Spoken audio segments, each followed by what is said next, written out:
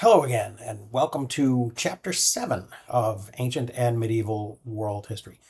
In this chapter, we're going to cover a period just before and just after the transition from what we call before the Common Era to the Common Era. And we are going to talk about the event that caused that shift in the way we talk about these two eras. But we'll get to that. But another big part of what we're going to talk about in this chapter is the connection between the East, represented by the Chinese Empire, and the West, represented by the Roman Empire, that happened along what we call the Silk Road. So to begin in China, Han Wu, who lived from 156 to 87 BCE, was the seventh emperor of the Han dynasty, who ascended to the throne at age 14 and ruled for 54 years. Emperor Wu inherited a land that was threatened by aggressive neighbors, such as the Xiongnu, the Huns, but who ultimately led the empire through its most rapid period of territorial growth. China shifted from a defensive posture to offense, and Wu conquered regions in what are now Korea, Vietnam, and Central Asia. To finance the defense that would later become an offense, Wu overhauled the Chinese economy. He nationalized key industries like salt and iron, and he introduced the Tuntian system, where he granted frontier lands to soldiers and relocated them to the frontier, which not only helped to make the military more self-sufficient because the soldiers could feed themselves, but also spread Chinese culture and imperial authority to the very edges of China's territory. Wu also promoted Confucianism as the state ideology and as the basis for the Chinese civil service. I've talked about this before, I think, but this scholarly civil service continues to become a more and more important central feature of Chinese culture. In 136 BCE, Wu established the Imperial Academy and created a series of exams that would grant scholars access to work as local and regional and even imperial administrators. The examinations tested the scholar's literacy and his understanding of both the Analects and works of additional Confucian philosophers such as Mencius. This merit-based system of choosing government officials remained central to the empire for over 2,000 years. Although the process was sometimes corrupted and sometimes even de-emphasized, for most of the duration of the Chinese Empire, it provided an opportunity for leaders to be chosen by their adherence to a philosophy of harmony and reciprocity and moral rule, rather than simply rising to power by way of birth and inheritance or conquest. The Silk Road itself was not a single highway, but was a series of overland routes that connected China to the Mediterranean and ultimately to Europe and Africa.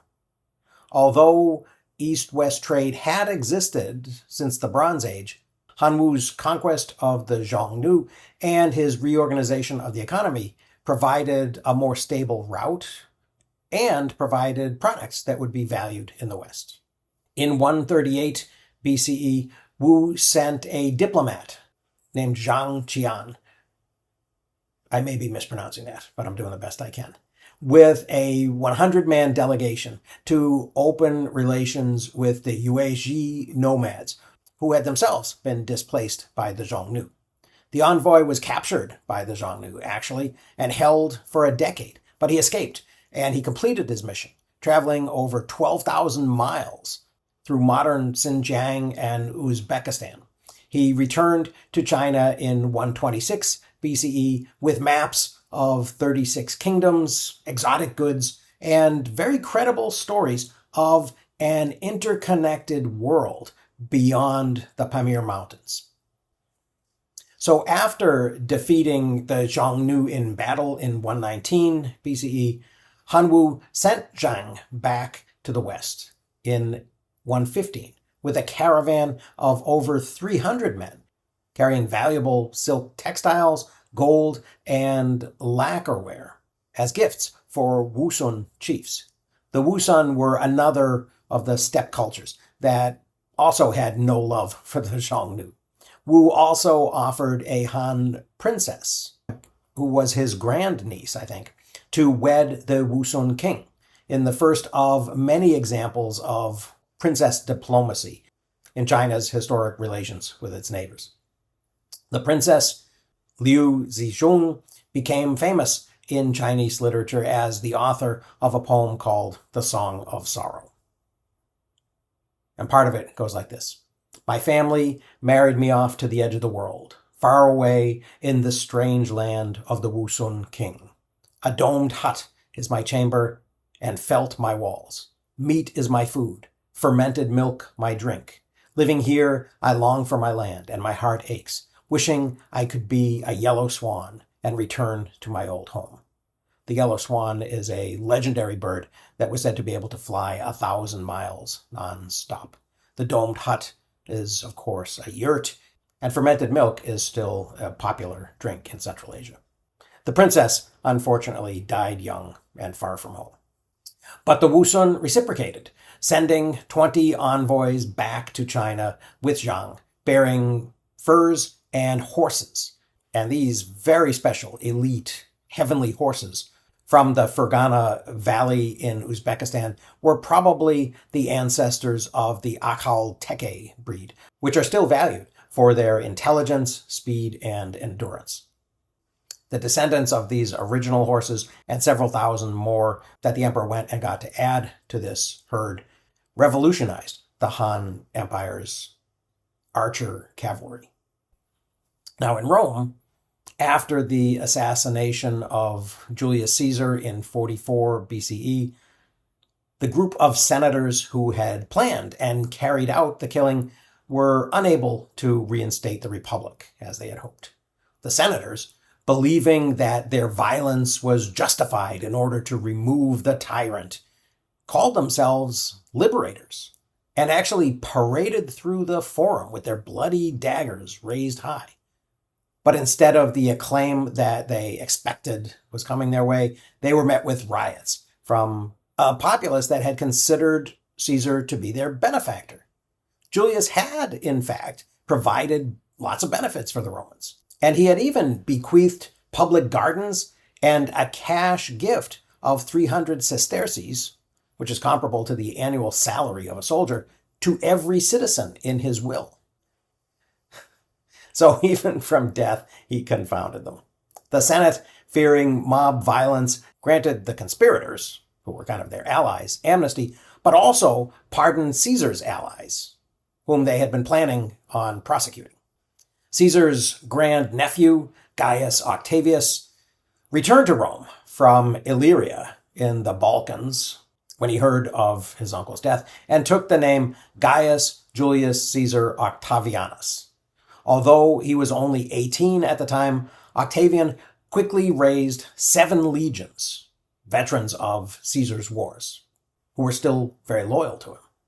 And this quick rise to power of Octavian forced a power-sharing arrangement between the allies of Caesar, who became known as the Second Triumvirate.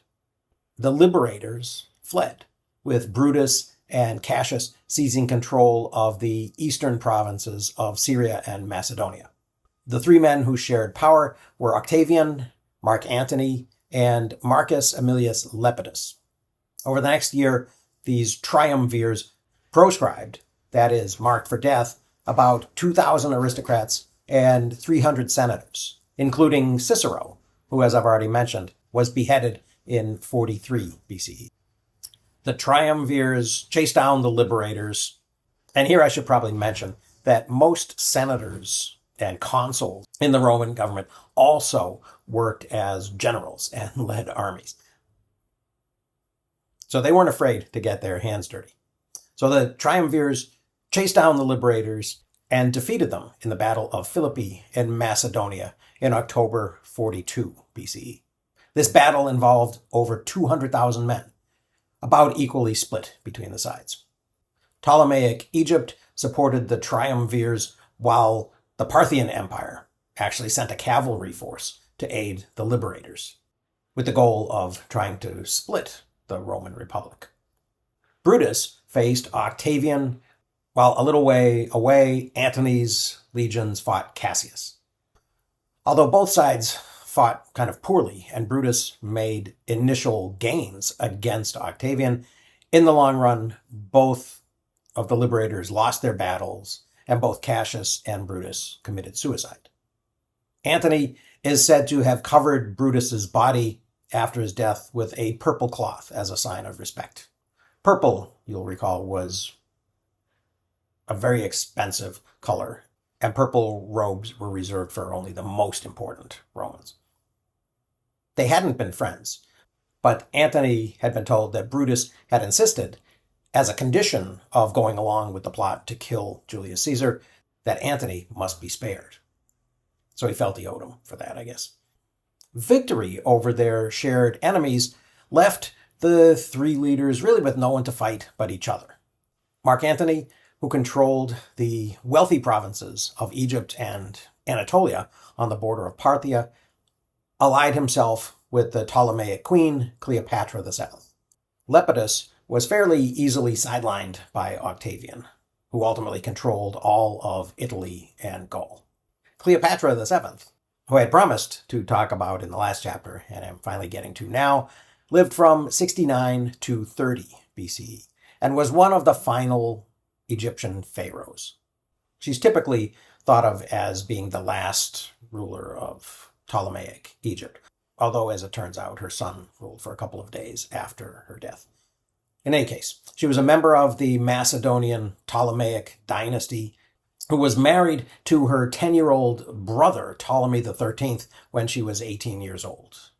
When he died in 51 BCE, Cleopatra began an 18-year solo rule over an Egypt that was increasingly falling under the shadow of Rome. When Julius Caesar arrived in Egypt in 48, chasing his rival Pompey, whom the Egyptians killed for him, although he wasn't very happy about that, the queen was still nominally married to an even younger brother, Ptolemy XIV. Ironically, all of these male rulers at the time in the Ptolemaic line were named Ptolemy, which might stand as an indication for just how inbred this dynasty really was. In any case, Caesar didn't interfere with this Ptolemaic politics, but he did sort of treat Cleopatra as the actual ruler with whom he should negotiate, and he also began an affair with her that resulted in a son who they named Caesarion after Caesar, who was born in 47 BCE. Cleopatra then visited Rome from 46 to 44 and stayed in Julius's villa. But after Caesar's assassination, she returned to Egypt, and she declared the son she had had with Julius as her co-ruler, calling him Ptolemy XV. Her brother, Ptolemy XIV, had conveniently died while she was away. Some people said on her orders.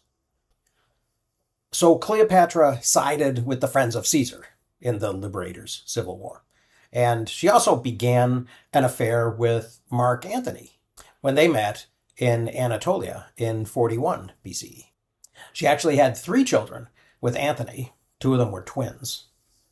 And Antony became increasingly dependent on Cleopatra, not only for financing his ongoing war against Octavian, but probably also for guidance. He went to war against Octavian in 32 BCE with Cleopatra's help. Antony and Cleopatra's navy was defeated at Actium in 30, which led to Antony's suicide. There's a story that he killed himself only after finding out incorrectly that she had already killed herself. And while there may be some truth to that, as we've already seen with Brutus and Cassius, it was fairly regular for defeated generals who faced death anyway to fall on their swords. But when Octavian invaded Egypt, Cleopatra killed herself too, to avoid being paraded in chains through the streets of Rome. And then Octavian killed her son with Caesar, her co-ruler, who, when you think about it, was his second cousin by blood and his brother, in light of his claim that he had been adopted as a son by Caesar. But he killed him anyway a few days later. So officially, Caesarion, or Ptolemy the 15th, was the last Ptolemaic pharaoh of Egypt. Although for practical purposes, Cleopatra was the last. So while Caesarion was the last emperor of Egypt, Octavian became the first emperor of Rome. But not right away. He spent the next 3 years consolidating his control of Egypt, which was a kingdom of 4 million people and was much richer than most of the other Roman provinces. He took it as his personal domain, or imperium. Note the use of that word. And then he went on to defeat a rebellion in Dalmatia. When he returned to Rome in 27 BCE, he was awarded the title of Augustus, or the revered one. But he refused the invitation to rule like a king. If you recall, after a revolution against a tyrant king in 509 BC, the Romans had eliminated kingship in favor of what they called res publica, the public thing, the republic. And so they retained a deep-seated loathing of monarchy. So instead, Octavian, now called Augustus, resigned and restored the republic. But he did allow himself to be talked into accepting a hybrid authority in which he would retain his imperium over Egypt and also over Syria, Spain, and Gaul, where most of the wealth and 3/4 of the legions of Rome were all located. And this basically, of course, left Augustus in charge of what was now an empire. And Augustus ruled for 41 years, dying in 14 of the Common Era at age 75. After the Battle of Teutoburg Forest in 9 of the Common Era, where a coalition of Germanic tribes ambushed and defeated 3 Roman legions and killed up to 20,000 soldiers, Augustus stopped trying to expand the empire beyond the Rhine River. Teutoburg Forest is one of the most important Roman defeats because it ended a kind of triumphant period of expansion, brought it to an abrupt end, and prevented the Romans from invading Germania. So instead of going further, the provinces of Roman Germania were established in northeast Roman Gaul, while the territories beyond the Rhine River remained independent. Successful campaigns to retaliate for the loss of 20,000 legionnaires were launched after Augustus's death, commanded by Tiberius and then by Germanicus. But the Rhine became the border between the Roman Empire and the rest of Germania. And Rome then made no major incursions into Germania until Marcus Aurelius, who reigned from 161 to 180. So a century and a half would go by. It is somewhat ironic that nearly all of Rome's territorial gains were achieved when it was a republic, and that its first emperor closed what they called the door of Janus on further expansion. Now, at precisely the same time that Octavian was becoming Augustus, a new empire was forming out of the nomadic tribes that the Han had interacted with in Central Asia. The Kushan were one of 5 member tribes of that Yueshi confederation with whom Emperor Han Wu had tried to form an alliance against the Xiongnu. A leader named Kujula Kadphises, who had originally lived near the Oxus River, united the 5 Yueshi tribes and extended his kingdom over the Hindu Kush, the Kabul Valley, and Gandhara, so modern Pakistan and Afghanistan. Kujula used Bactrian as the court language, but wrote inscriptions in Greek and coined silver and gold currency that blended Greek, Zoroastrian, and Buddhist images with the Greek script. Kushan dominated the Silk Road, ultimately controlling territory stretching from the Ganges River in northeastern India to the Tarim Basin in western China, and then westward into Parthia. This allowed them to protect and also to tax a growing trade in spices, silks, ivory, and horses. Kushan emperors commanded armies of hundreds of thousands, and they ruled over multi-ethnic populations, very tolerantly, actually. They were patrons of Buddhism and Zoroastrianism and Hinduism, which they blended with Greek artistic traditions and Greek philosophy. The Kushan legacy includes the expansion of the Silk Road and also, importantly, cultural contexts, including, really importantly, the introduction of Buddhism into China. At its height, the empire had a population of about 15 million and produced wealth similar to that of Rome at the same time. And in addition to the routes across Central Asia that Kushan protected and taxed, goods from South and from East Asia also reached the Mediterranean and Europe and Africa by sea. The waters immediately east of the Horn of Africa, modern-day Somalia, were known as the Erythraean Sea, and that included the Red Sea, the Gulf of Aden, and the Arabian Sea, and sometimes even the Indian Ocean.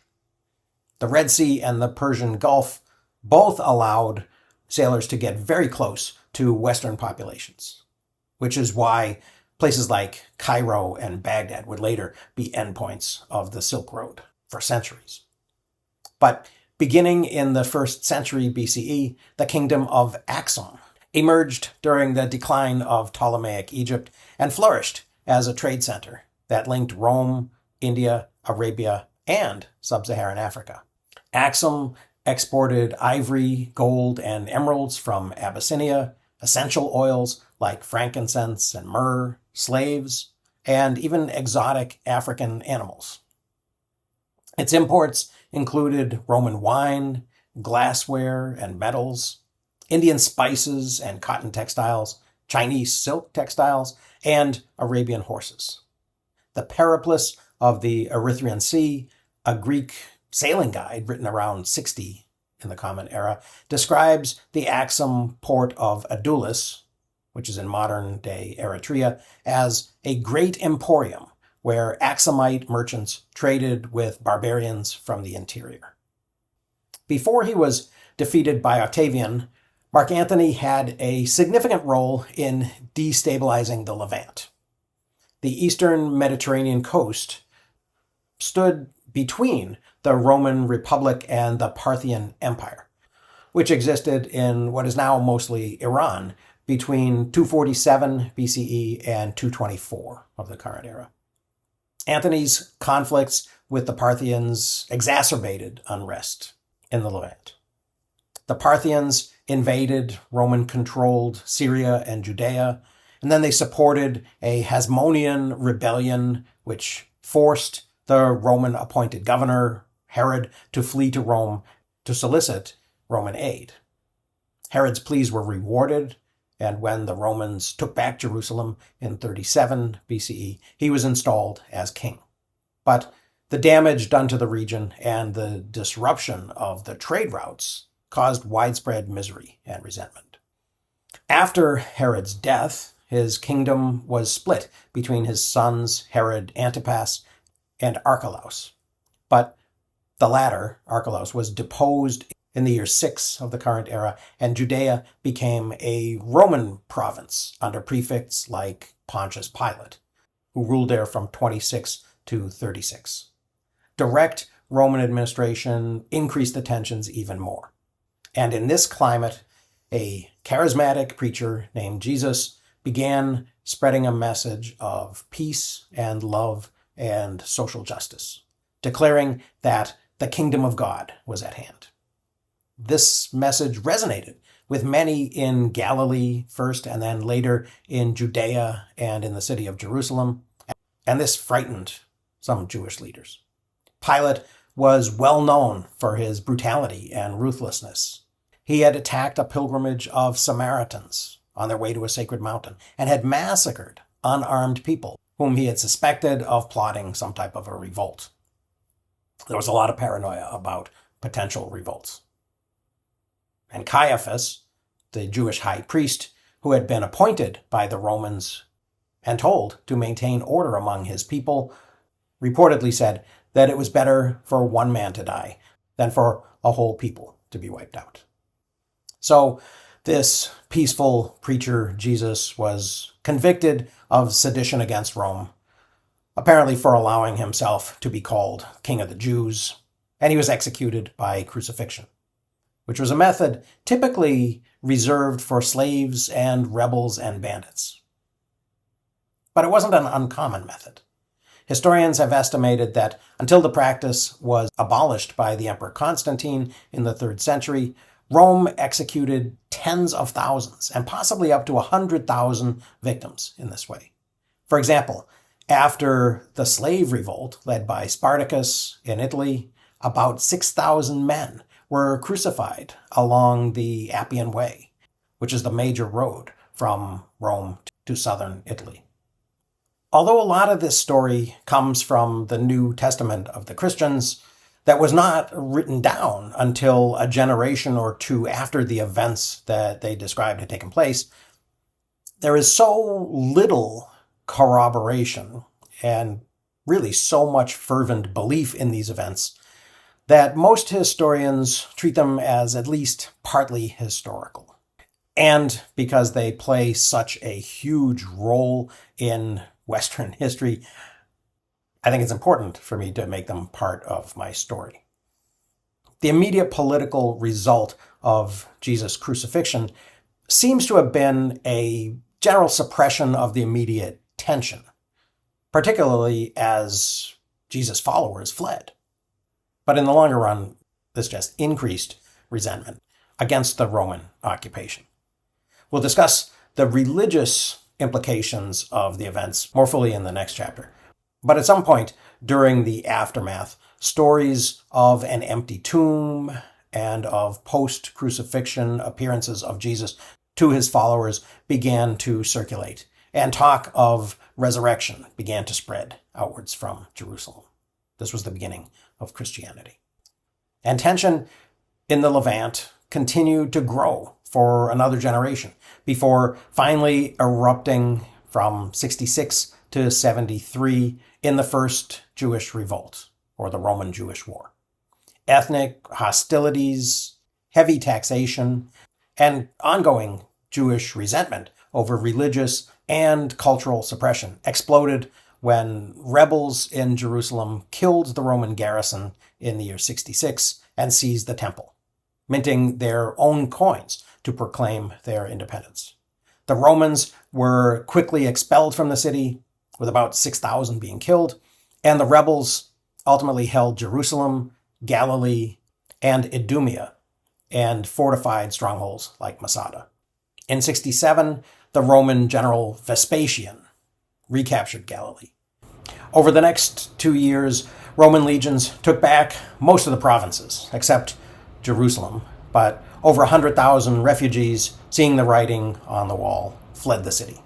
In 68, Vespasian returned to Rome after the Emperor Nero died. Nero has a horrible reputation, which he deserved. He ruled autocratically, and he even blamed the Christians for a fire that nearly destroyed the city, which rumors, although probably false, had accused him of having set himself so that he could rebuild the city more opulently. In any case, Nero died in 68, and Vespasian returned and emerged as ruler after a very chaotic year of 4 emperors in the year 69. The new emperor's son, Titus, who had been with him in the campaign from its very start, and who would become the first emperor ever to inherit his throne from his biological father in Roman history, Titus besieged Jerusalem for 5 months in the year 70.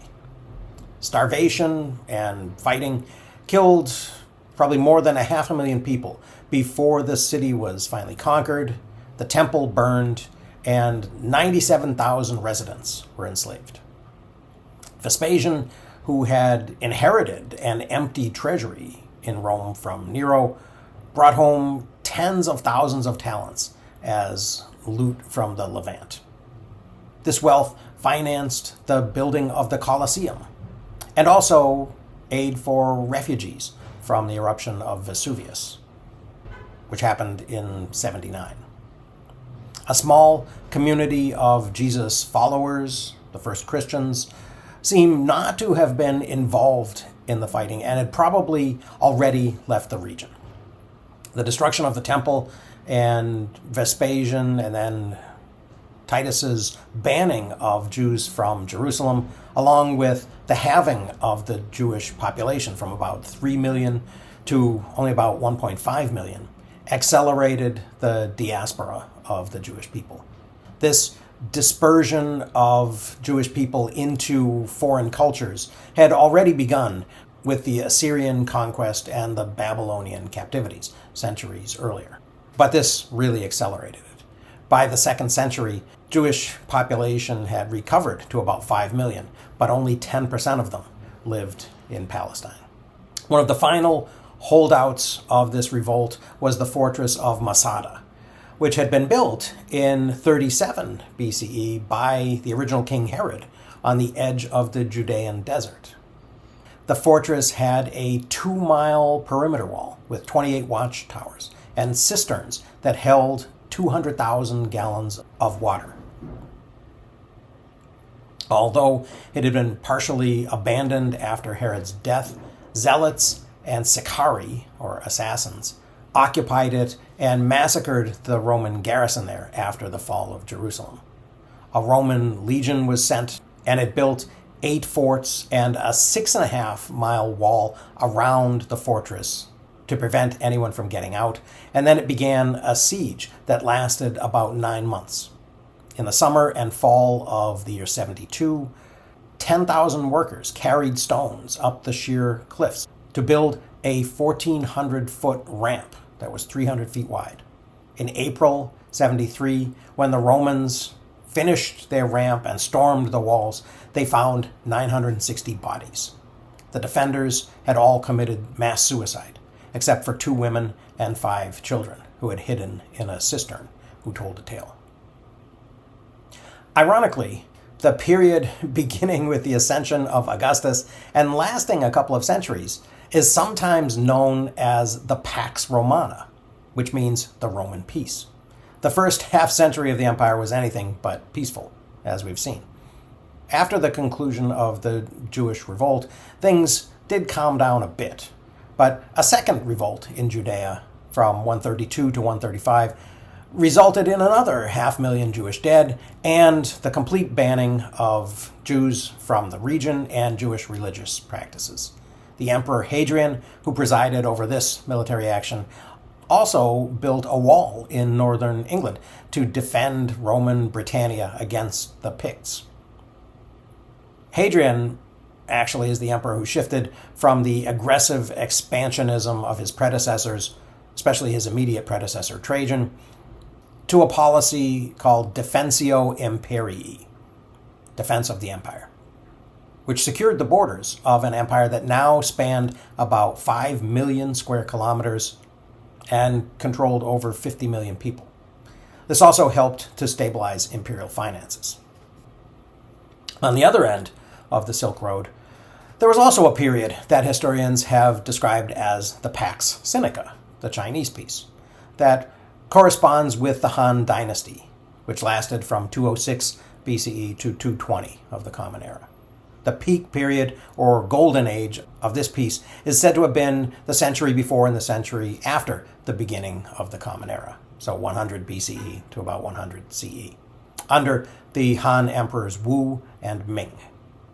The geographic scope of these two empires was about the same, and each held populations of over 50 million. The economic basis of the Pax Sinica was China's monopoly in silk and its earnings from exports of textiles and other luxury products along the Silk Road. Rome's wealth came mostly from loot that it had acquired in conquest, and then tribute and taxes paid by the provinces. Roman citizens paid no tax. Actually, they received benefits based on this income that Rome had from its provinces. Rome's culture was based on a synthesis of earlier Greek ideas with the works of Romans like Ovid and Seneca, while China remained focused on Confucianism. China is also, of course, celebrated by historians for the many inventions and technologies that it has developed that revolutionized societies everywhere. One of the most important, and certainly the most important from my perspective as a writer, was the invention of paper as a medium for written and later printed texts. Hemp paper had been used in China for wrapping and for padding fragile items since at least the 8th century BCE. And a few samples of such papers, some with drawings and some with actual writing on them, date to about 8 BCE.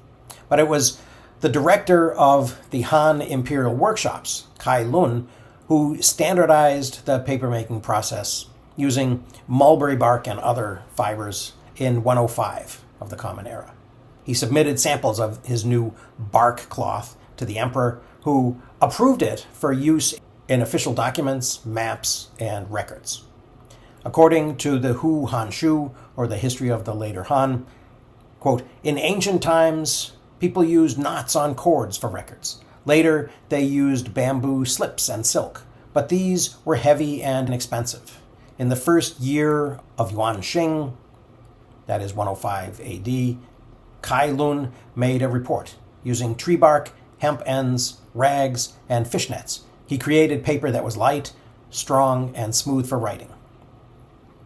The ease and the cheapness of this new medium and its endorsement by the emperor allowed paper to quickly become essential for record keeping, and then literature, and then art. And the rest, as they say, is history." Now we will return in the next lecture to the rise of what they call the universalizing religions, especially Christianity. So stay tuned for that. But that's all for now. So I hope you found that a little bit interesting. Thank you very much for watching. I will see you again very soon.